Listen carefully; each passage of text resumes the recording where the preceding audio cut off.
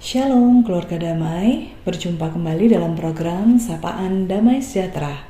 Hari ini Selasa 9 Juni 2026. Bagaimana kabar Bapak Ibu Saudara sekalian? Kiranya kasih Tuhan senantiasa melingkupi kita semua. Mari kita berdoa terlebih dahulu. Bapa di surga, kami datang kepadamu mengucap syukur untuk setiap kasih yang Tuhan curahkan atas hidup kami. Saat ini kami mau mendengar renungan firman Tuhan.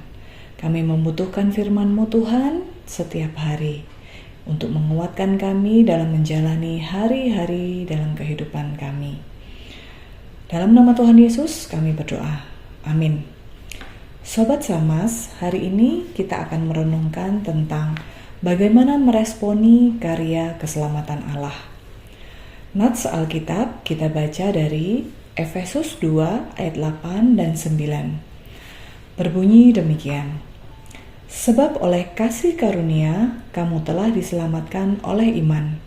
Itu bukan hasil usahamu, tetapi pemberian Allah. Itu bukan hasil pekerjaanmu. Jangan ada orang yang memegahkan diri. Bapak Ibu Saudara terkasih dalam Tuhan, momen ketika kita berulang tahun, ada yang memberikan kita hadiah atau kado, entah dari keluarga, saudara, atau rekan-rekan. Mereka memberikannya sebagai ungkapan turut merasakan sukacita karena bertambahnya umur kita.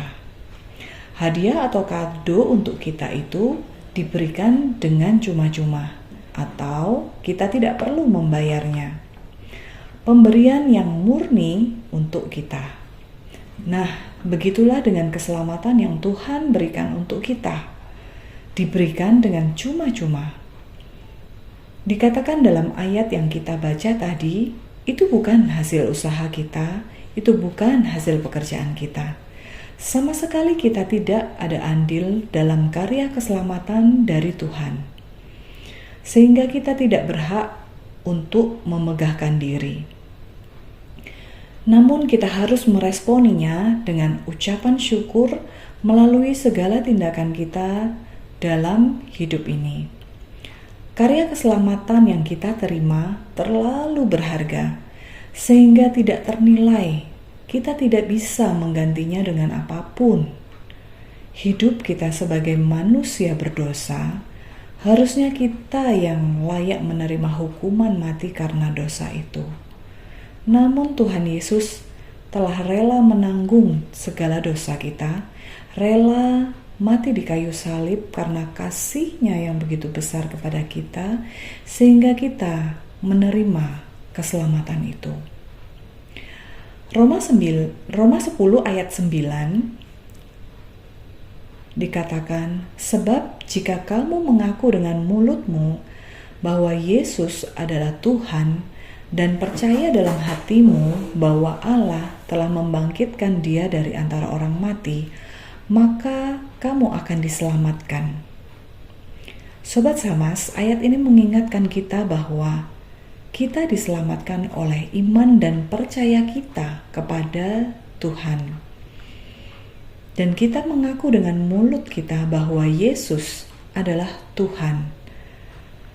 Dan menyingkapi ayat ini lebih luas, bahwa segala pikiran, keputusan, sikap hidup kita harus mencerminkan bahwa kita adalah milik Kristus.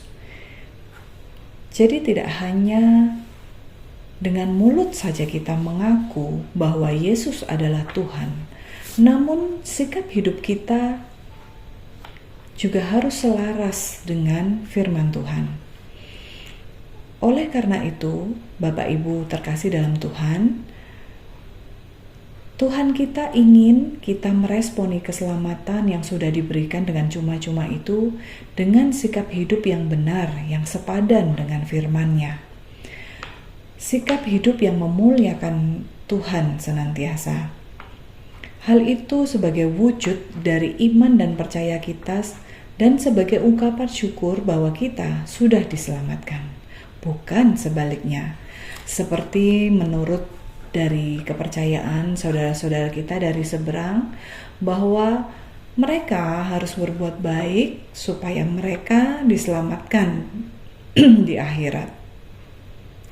Kembali kita baca ayat yang menguatkan kita tentang hal ini, yaitu dari Titus 3 ayat 5. Demikian, pada waktu Dia telah menyelamatkan kita, bukan karena perbuatan baik yang telah kita lakukan, tetapi karena rahmat-Nya oleh permandian kelahiran kembali dan oleh pembaruan yang dikerjakan oleh Roh Kudus.